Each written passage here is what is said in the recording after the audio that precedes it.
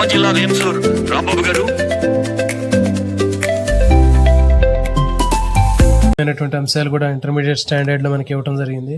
So దీంట్లో applied బయాలజీకి సంబంధించినటువంటి topics కూడా ఉన్నాయండి. సో దానిలో భాగంగానే మనకి తేనెటీగల పెంపకం, బీ కీపింగ్ ఆర్ ఏపీకల్చర్కి సంబంధించినటువంటి అంశాన్ని ఈరోజు డిస్కస్ చేద్దామండి. మనం గతంలో జరిగినటువంటి 2025 పేపర్ని మనం పరిశీలించినట్లయితే ప్రశ్నల సరళి అనేది ఏ విధంగా ఉందనేది మనకి అర్థమైంది. అంటే ఎక్కువగా అసలు పైన ఉన్నటువంటి అంశాలు మాత్రమే అడగటం జరిగింది, ఎక్కువగా డెప్త్గా ఉన్నటువంటి బిట్స్ అనేవి అడగలేదు. కాబట్టి 2 పేపర్లు మనం అనాలిసిస్ చేయడం జరిగింది. దాంట్లో భాగంగానే మనకి కనిపించేటటువంటి ఇంటర్మీడియట్ స్టాండర్డ్లో ముఖ్యమైనటువంటి అంశాలు మాత్రమే టచ్ చేస్తూ పోతున్నాడు. సో కాబట్టి మరీ అంత లైన్ టు లైన్ మనం చదవాల్సినటువంటి అవసరం లేదు.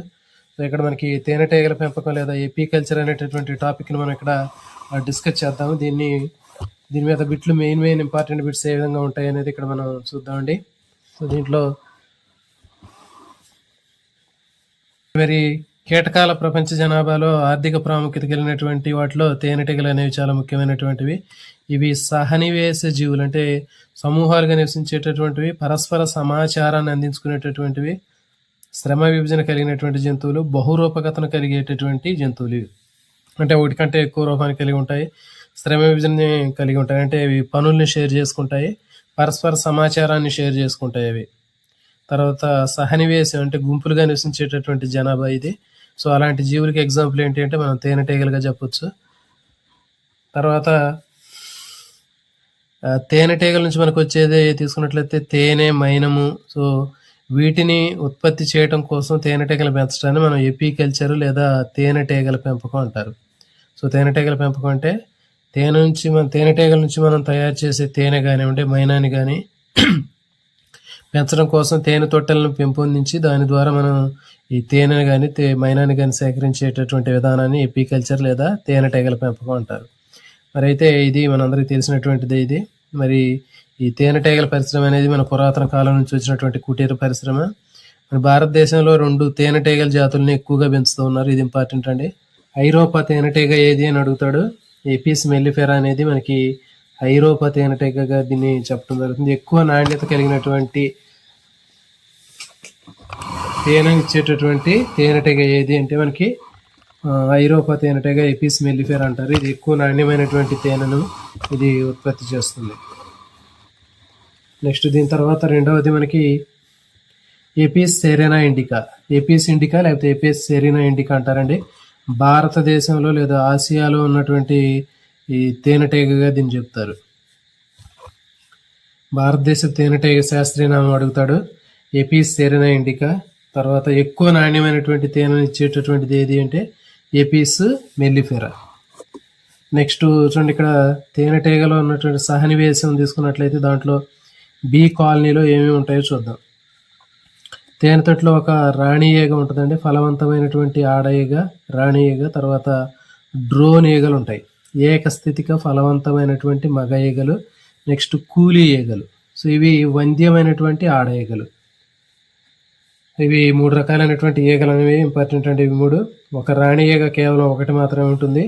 నెక్స్ట్ ఫలవంతమైనటువంటి మగ ఈగల్ని డ్రోన్లు అంటారు, ఏకస్థితిక మగ ఈగలు ఇవి. సో ఇవి ఈ ఏకస్థితిక మగ ఈగలు అనేవి ఎట్లా వస్తాయి అంటే మనకు తెలుసు, పార్థినోజెన్సిస్ అని చెప్పాము మనం. సో ఈ పార్థినోజెన్సిస్ అనేటటువంటి ఈ పద్ధతి ద్వారా ఇవి రావటం జరుగుతుంది. అనిషేక జననం అని చెప్తారు కదా, అనిషేక జననం ద్వారా ఇవి ఏకస్థితిక మగ ఈగలు వస్తాయి. నెక్స్ట్ కూలీ ఈగలు, ఇవి వంద్యమైనటువంటి ఆడ ఈగలు. సో ఇవన్నీ కూడా ఫలదీకరణం చెందినటువంటి ఈగలు ఇవి. ఇప్పుడు రాణి ఈగ గురించి చూద్దామండి. ఇవి సహనివేశంలో అతిపెద్ద ఈగ, అతిపెద్ద జీవి ఏది అని అడుగుతాడు. తేనెటీగల సమూహంలో అతిపెద్ద ఈగ ఏది అంటే రాణి ఈగ. నెక్స్ట్ ఇది తొట్టెకు ఒకవైపున ఒకటి మాత్రమే ఉంటుంది. ఇది కేవలం తేనె తొట్టెలో ఒకటి మాత్రమే ఉంటుంది. ఇది ద్వయస్థితిలో ఉంటుంది. నెక్స్ట్ ఇది గుడ్లు పెట్టేటటువంటి ఈగగా దీన్ని చెప్పడం జరుగుతుంది. ఇది 5 సంవత్సరాల వరకు దీని యొక్క లైఫ్ స్పాన్ అనేది ఉంటుంది. ఇంపార్టెంట్ ఇది. తేనెటీగలో ఉన్నటువంటి రాణి ఈగ యొక్క జీవితకాలం ఎంత అంటే 5 సంవత్సరాలు. దీని ప్రధానమైనటువంటి విధి ఏంటి అంటే కేవలం ఇది గుడ్లు పెట్టడం మాత్రమే దీని ప్రధానమైనటువంటి విధి. తర్వాత ఇవి గాలిలో శుక్రకణాలని తీసుకోవటం జరుగుతుంది. అంటే చెప్పాము మనం ఇక్కడ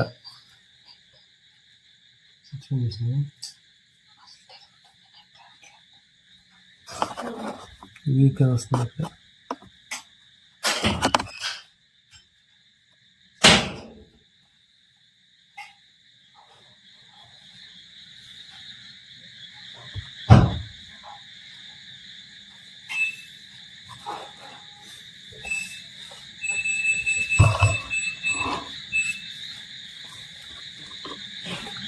రాణీగ శోభన ఉడ్డాయనం అంటారండి. ఇది గాలిలో ఇవి నాప్టల్ ఫ్లైట్ అంటారు. గాలిలో ఇవి ఎగురుతూ మగ ఈగలు ఆడే ఈ రాణి ఈగతోటి కలిసి అక్కడ సంపర్కం జరగడం జరుగుతుంది గాలిలో. సో ఆ విధంగా శుక్రకణాలని ఈ రాణి ఈగ గ్రహించి శుక్రాశయంలో నిల్వ ఉంచుకుంటుందండి. శుక్రాశయంలో నిల్వ ఉంచుకొని మరి తర్వాత ఫలవంతం కానివి అనే 2 రకాలైనటువంటి అండాలు పెడుతుంది. ఇవి శుక్రాశయంలో నిల్వ చేసుకుని ఫలవంతమైనవి, ఫలవంతం కానివి అనే 2 రకాలైనటువంటి అండాలు పెడుతుంది. ఫలవంతమైనటువంటి అండాలన్నీ ఆడయేగలుగా అభివృద్ధి చెందుతాయండి, చెప్పాం కదా. అంటే వచ్చినటువంటి శుక్రకణాలని ఆ శుక్రాశయాల్లో నిల్వ ఉంచుకొని కొన్ని శుక్రకణాలతో కలిసి ఫలదీకరణం చెందినవిగా ఉంటాయి, కొన్ని శుక్రకణాలతో కలిసి ఫలదీకరణం చెందనటువంటి అండాలు ఉంటాయి. సో ఫలదీకరణం చెందినటువంటి అండాలన్నీ కూడా డ్రోన్లు ఏకస్థితిక మగ ఈగలుగా మారుతాయి. ఫలదీకరణం చెందినటువంటి అండాలన్నీ కూడా అవి ద్వయస్థితిక ఆడయేగలుగా ఉంటాయి, వంద్య ఆడయేగలుగా మారుతాయి. సో తర్వాత ఇక్కడ డింబకాలకు మొదటి 4 రోజులు రాయల్ జెల్లీని ఇస్తాయండి. రాయల్ జెల్లీ అంటే విటమిన్లు, పోషకాలు అధికంగా ఉన్నటువంటి కూలి ఈగలు ఏవైతే ఉన్నాయో అవి హైపోఫారింక్స్ గ్రంథుల స్రావం నుంచి విడుదలవుతాయి. ఇది ఇంపార్టెంట్ అండి.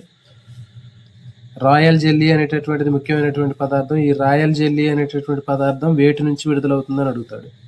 రాయల్ జెల్లీ అనేది హైపోఫారింక్స్ గ్రంథుల నుంచి విడుదలవుతుంది. కూలీ ఈగలు ఏవైతే ఉన్నాయో వాటి యొక్క హైపోఫారింక్స్ గ్రంథుల నుంచి ఇది విడుదలవుతుంది రాయల్ జెల్లీ అనేది. సో ఈ రాయల్ జెల్లీ మొదటి 4 రోజులు అన్ని డింబకాలకి ఇచ్చినప్పటికీ కూడా తర్వాత ఏదైతే రాణి ఈగగా తర్వాత అభివృద్ధి చెందుతుందో దానికి మాత్రమే ఆ రాయల్ జెల్లీ పదార్థాన్ని తిని అది మళ్ళీ రాణి ఈగగా పెరుగుతుంది. మిగతా డింబకాలన్నీ కూడా తేనెతట్లో ఉన్నటువంటి మకరందం కానివ్వండి, పుప్పొడిని కానీ ఆహారంగా తీసుకునేవి కూలి ఈగలుగా అంటే వంద్య స్త్రీ జీవులుగా తర్వాత డ్రోన్లుగా మారుతాయి. సో ఇక్కడ మనకి బిట్ ఏంటి అంటే రాయల్ జెల్లీ అనేటటువంటి పదార్థం ఎక్కడి నుంచి విడుదలవుతుందంటే కూలి ఈగలు ఏవైతే ఉన్నాయో వాటి యొక్క హైపోఫారింక్స్ గ్రంథుల నుంచి విడుదల చేస్తుంది. ఏదైతే ఈ రాయల్ జెల్లీ తర్వాత తిని పెరుగుతుందో అది మాత్రమే రాణి ఈగగా పెరుగుతుంది. నెక్స్ట్ డ్రోన్లు ఏకస్థితిక ఫలవంతమైనటువంటి పురుష తేనెటీగల గురించి చూద్దాం. సో చెప్పాము డ్రోన్ ఈగలు అనేటటువంటివి పురుష ఈగలు అని చెప్పినాం. ఏకస్థితికాలు ఇవి ఫలవంతమైనటువంటి మగ ఈగలు. ఇవన్నీ కూడా ఇవి ఫలదీకరణం చెందకుండానే డైరెక్ట్గా అండాల నుంచి ఇవి ఈ డ్రోన్లు అనేవి మగ ఈగలు ఏర్పడటం జరుగుతుంది. వీటి పని ఏంటి అంటే ఇవి కేవలం రాణి ఈగతోటి సంపర్కంలో పాల్గొనటం మాత్రమే వీటి యొక్క ప్రధానమైనటువంటి ఇది. ఈ బలిష్టంగా ఉండి పెద్ద పెద్ద రెక్కలను కలిగి ఉండి తక్కువ సంఖ్యలో ఉంటే తక్కువ కాలం జీవిస్తాయి. ఇవి కూలీ ఈగలు తేనెటీగల రొట్టెలను ఆహారంగా ఇస్తాయి. ఫలదీకరణం చెందినటువంటి అండాల చేత అర్హినోటేకి లేదా మగ అనిషేక జనన పద్ధతిలో అభివృద్ధి చెందుతాయి. ఇది ఇంపార్టెంట్, చెప్పాం కదా. డ్రోన్ ఈగలు ఏ పద్ధతిలో అభివృద్ధి చెందుతాయి అంటే మేల్ పారిథినోజెన్సిస్ అని, మగ మామూలుగా అయితే అనిషేక జననము. ఇవి మగవి కాబట్టి మగ అనిషేక జననం అనేటటువంటి పద్ధతి ద్వారా ఈ డ్రోన్ ఈగలు అనేవి అభివృద్ధి చెందుతాయి. అర్హినోటోకి అనేటటువంటి పద్ధతి ఇది.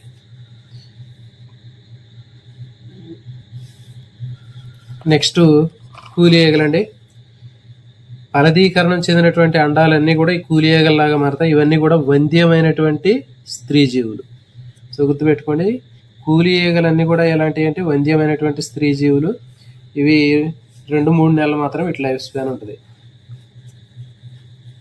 నెక్స్ట్ 3 రకాల్లో ఇవి చాలా చిన్నవి. కూలి ఈగలు అనేవి చాలా పరిమాణాలు చిన్నగా ఉంటాయి, పరిమాణాలు పెద్దగా ఉండేది రాణి ఈగ. నెక్స్ట్ ఇవి ఏం చేస్తాయంటే కూలి ఈగలు మైనాన్ని స్రవించి షడ్భుజాకారంలో ఉన్నటువంటి తేనె తొట్టిని నిర్మించేటటువంటి చేస్తాయి. ఇవి కూలి ఈగలు అని చెప్పాము. సో ఇవి గూడు తయారు చేయటం, దాంట్లో ఉన్నటువంటి తేనె తొట్టిని శుభ్రం చేయటం, వాటిని సీల్ చేయటం, సో ఇవన్నీ కూడా ఈ కూలి ఈగలే. కొన్ని రోజుల పాటు ఇండోర్ డ్యూటీస్ చేస్తాయి, కొన్ని రోజుల పాటు అవుట్డోర్ డ్యూటీస్ చేస్తాయి. అంటే బయటకు వెళ్ళి మకరందాన్ని తీసుకురావటం, కొన్ని రోజుల పాటు ఆ తేనె తొట్టి దగ్గరే ఉండి దాన్ని శుభ్రం చేయటం, గదులు తయారు చేయటం, తర్వాత వాటికి సీల్ వేయటం, ఇవన్నీ కూడా ఇట్లా ఈ పనులన్నీ చేసేవి కూలీ ఈగలే. ఇవేం చేస్తాయి, పుప్పొడిని సేకరించి ప్రొపోలిన్ అనేటటువంటి పదార్థాన్ని తయారు చేస్తాయి. ఇంపార్టెంట్, కూలీ ఈగలు ప్రోపోలిస్ అనేటటువంటి పదార్థాన్ని తయారు చేసి ఏం చేస్తాయంటే తేనె తొట్టులో వచ్చినటువంటి పొగుళ్ళని అతికిస్తూ ఉంటాయి, సీల్ చేస్తూ ఉంటాయి. ఇవి ఇంపార్టెంట్. తేనె తొట్టులో వచ్చినటువంటి పొగుళ్ళను పూడ్చేటటువంటివి ఏది అంటే ప్రొపోలిన్ అనే పదార్థాన్ని కూలీ ఈగలు తయారు చేస్తాయి. నెక్స్ట్ స్కౌట్ ఈగలు. కూలీ ఈగలు ఏవైతే ఉన్నాయో ఇవి తేనె పట్టుకు తిరిగి వచ్చిన తర్వాత మకరందం ఎక్కడైతే ఉందో ఆ ఉన్నటువంటి ప్రదేశాన్ని చెప్పడం కోసం ప్రత్యేకంగా వ్యాగిల్ డ్యాన్స్ చేస్తాయండి. ఇది చాలా చాలా ఇంపార్టెంట్, మోస్ట్ ఇంపార్టెంట్ బిట్ ఇది. వ్యాగల్ నృత్యము అనేటటువంటి చేస్తాయి. అంటే తేనెటీగలు చెప్పాం కదా, బయటికి వెళ్ళిన తర్వాత ఈ కూలీ ఈగలు ఎక్కడైతే మకరందం ఉందో మకరందం ఉన్నటువంటి ప్రదేశాన్ని వాటి జాడ తీసుకొని వచ్చి ఇక్కడ వాటికి సంబంధించినటువంటి ఇన్ఫర్మేషన్ అవి మిగిలిన ఈగలకి తేనె తొట్టి మీద ప్రదర్శిస్తాయి. సో దాన్ని ఏమంటారంటే వ్యాగల్ నృత్యం అని చెప్తారు. మరి అదేంటి అంటే సూర్యుడి యొక్క స్థానము మకరందం లభించేటటువంటి దూరాన్ని బట్టి వ్యాగిల్ డ్యాన్స్ చేస్తాయి అవి. అంటే సూర్యుడి యొక్క పొజిషన్ కానీ మకరందం లభించే దూరాన్ని బట్టి అది చేసేటటువంటి డ్యాన్స్ని బట్టి అవి గుర్తుపడతాయి. సో మిగిలినటువంటి ఈగలకు ఆ సమాచారాన్ని ఇవ్వడం జరుగుతుంది. ఇది ఇంపార్టెంట్. అంటే వ్యాగల్ నృత్యం అనేటటువంటిది తేనె తొట్టిలో ఉన్నటువంటి ఈగలకు మిగిలినటువంటి ఈగలకు సమాచారాన్ని, తేనె మకరందానికి సంబంధించిన సమాచారాన్ని చెప్పడం కోసం ఈ వ్యాగల్ నృత్యాన్ని చేస్తాయి ఇవి. మరి ఇవి ఎవరు చేశారని కనుక్కున్నారు అని అడుగుతాడంటే ఇంపార్టెంట్ అండి. మరి కార్ల్ వాన్ ఫ్రిష్ చాలా చాలా మోస్ట్ ఇంపార్టెంట్ బిట్ అండి. కార్ల్ వాన్ ఫ్రిష్ అనేటటువంటి శాస్త్రవేత్త మొట్టమొదటిసారిగా ఇతను ఈ తేనెటీగల మీద పరిశోధన చేసి అవి చేసేటటువంటి సంభాషణ ద్వారా అవి ఏ విధంగా సమాచారాన్ని తెలియజేసుకుంటాయి అనేది మకరందం కోసం ఇతను చెప్పడం జరిగింది. అందుకే ఇతనికి నోబెల్ బహుమతి కూడా వచ్చింది. తర్వాత కూలీ ఈగలు విషమతుల్యమైనటువంటి కుట్టే పరికరాన్ని కలిగి తేనెని రక్షించుకోవడం జరుగుతుంది. తర్వాత ఇవి నమిలే రకానికి చెందిన ముఖ భాగాలు. ఇది ఇంపార్టెంట్ అండి. తేనెటీగల్లో ఉండేటటువంటి ముఖ భాగాలు ఏంటి అని అడుగుతాడు. నమిలే రకానికి చెందినటువంటి ముఖ భాగాలు ఉంటాయి. వ్యాగిల్ డ్యాన్స్ని కనుక్కున్నటువంటి శాస్త్రవేత్త ఎవరంటే కార్ల్ వాన్ ఫ్రిష్. తర్వాత తేనె తొట్టిలో పొగుళ్ళను పూడ్చేటటువంటి పదార్థం ఏది అంటే ప్రొపోలిస్. ఇది దీనికి సంబంధించింది. నెక్స్ట్ కూలీ ఈగలు తీసుకున్నట్టయితే వాటి కాళ్ళకు సంబంధించినటువంటి టార్సా మీద పుప్పొడి కుంచెలు ఉంటాయి. ఇంపార్టెంట్ అండి. ఇది పుప్పొడి కుంచెలు ఎక్కడ ఉంటాయి అంటాడు. కాళ్ళ మీద ఉన్నటువంటి టార్సెస్ అనేటటువంటి భాగం మీద ఉంటాయి. నెక్స్ట్ మెటాథొరాసిక్ కాళ్ళ యొక్క టిబియా పైన పుప్పొడి బుట్టలు ఉంటాయి. ఇది ఇంపార్టెంట్ అండి. పుప్పొడి కుంచెలు ఎక్కడ ఉంటాయి, పుప్పొడి బుట్టలు ఎక్కడ ఉంటాయి అని అడుగుతాడు, గుర్తుపెట్టుకోండి. ఇది కూలీ ఈగల కాళ్ళకు సంబంధించినటువంటి టార్సే మీద పుప్పొడి కుంచెలు ఉంటాయి. మెటాథొరాసిక్ కాళ్ళ యొక్క టిబియా మీద పుప్పొడి బుట్టలు అనేవి ఉంటాయి. సో ఈ పుప్పొడి కుంచెలతో ఏం చేస్తుందంటే అది పుప్పొడిని దులిపి ఈ పుప్పొడి బుట్టల్లో అవి స్టోర్ చేసుకుంటాయి. నెక్స్ట్ తేనెపట్టు. మరి తేనెటీగలు వాటి యొక్క డెంబకాలను పెంచేటటువంటి పెట్టె లాంటి దాన్ని మనం తేనెపట్టు అని చెప్తారు. ఇక్కడ తేనెటీగలు మానవ నిర్మితమైనటువంటి పట్టు లేదా గదుల్లో వీటిని పెంచడం జరుగుతుంది. దీన్ని ఎపియారిస్ అంటారు. ఇంపార్టెంట్ అండి.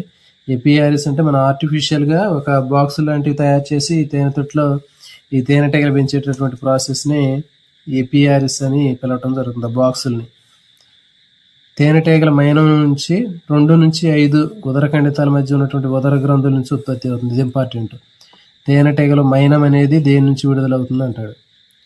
2 నుంచి 5వ ఉదరఖండితాల మధ్య ఉన్న ఉదర గ్రంథులు అబ్డామినల్ గ్లాండ్స్ నుంచి ప్రొడ్యూస్ అవుతుంది.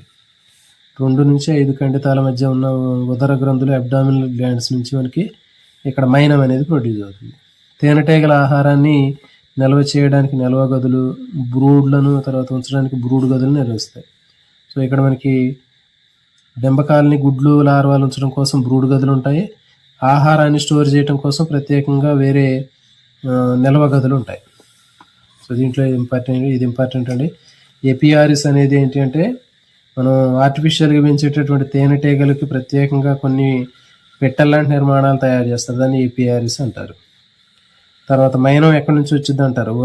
2 నుంచి 5 ఉదర ఖండితాల మధ్య ఉన్న ఉదర గ్రంథుల నుంచి మైనం వస్తుంది. మరి తేనెటీగల ఆర్థిక ప్రాముఖ్యత తీసుకున్నట్లయితే తేనెటీగల్లో మనకి చెప్పాం మనం తేనె నుంచి ఫ్రక్టోజ్, గ్లూకోజ్ ఇవన్నీ మంచి వనరు. నెక్స్ట్ బీ వ్యాక్స్, ఇది కాస్మెటిక్స్, సౌందర్య సాధనాలకి కానీ ఇంకా రకరకాల పాలిష్, కొవ్వొత్తుల తయారీకి ఈ వ్యాక్స్ ఉపయోగిస్తారు. ప్రొపోలిస్ చెప్పాం కదా, ఇది దీన్ని గాయాలకి, వాపులకి ఉపయోగిస్తారు. చర్మం మీద కలిగినటువంటి గాయాలు కానీ వాపులు కానీ కంట్రోల్ చేయడానికి ఉపయోగిస్తారు. నెక్స్ట్ కూలీగల కొండె నుంచి తీసినటువంటి విషాన్ని బీ వీనోమ్ అంటారండి. ఇంపార్టెంట్ అది. ఇది ఆర్థరైటిస్, కీళ్ల వ్యాధి చికిత్సలో ఉపయోగిస్తారు. మోకాళ్ళ నొప్పులు, కీళ్ల నొప్పులు చికిత్సకి బీ వ్యాక్స్ అంటారు. బీ వీనోమ్ లేదా బీ పాయిజన్ అంటారు. ఇది ఇంపార్టెంట్ ఇది. సో ఇది బీ వ్యాక్స్ అనేది పాలిష్, కొవ్వొత్తుల తయారీకి ఉపయోగిస్తారు.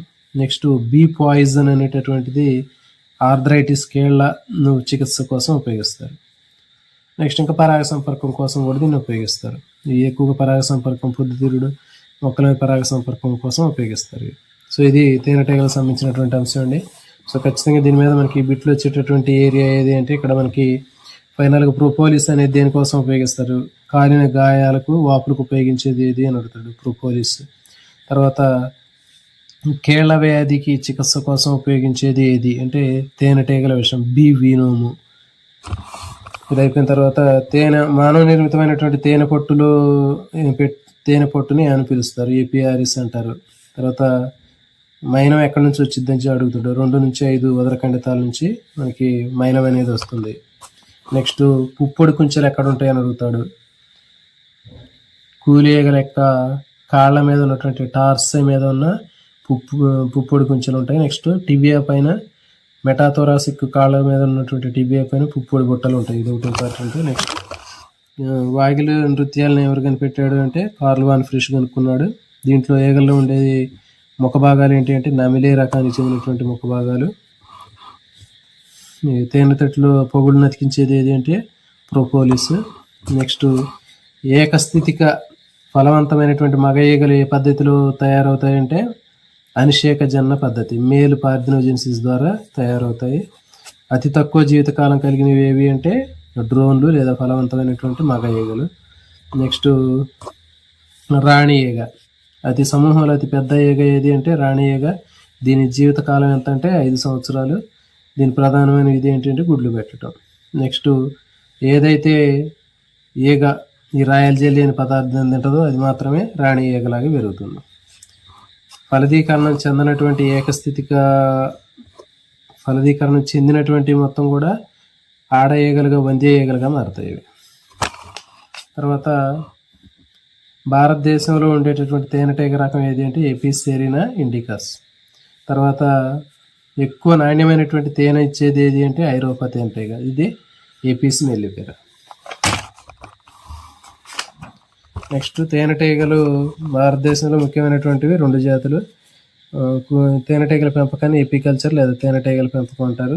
సో ఇది. తర్వాత శ్రమ విభజన, బహురూపకత, పరస్పర సమాచారము, సహనివేశానికి ఉదాహరణ ఏది అంటే తేనెటీగ చెప్పవచ్చు. సో ఇవి దీనికి సంబంధించినటువంటి ముఖ్యమైనటువంటి అంశాలండి. సో ఈ విధంగా మీరు ప్రిపేర్ అయితే సరిపోతుంది. మరీ అంత డెప్త్గా చదవాల్సిన అవసరం లేదు. మనకి ముఖ్యమైనటువంటి అంశాలు ఏవైతే ఉన్నాయో ఇట్లాంటివి కనిపిస్తూ ఉంటాయి, మనకి హైలైట్ చేసినటువంటి అంశాలు కనిపిస్తుంటాయి. వాటితో పాటు కొన్ని ఇంకా ముఖ్యమైనటువంటి అంశాలు చదువుకున్నట్లయితే సరిపోతుంది. ఇలాంటి మరిన్ని వీడియోల కోసం ఛానల్ రెగ్యులర్గా ఫాలో అవ్వండి. Thank you for watching.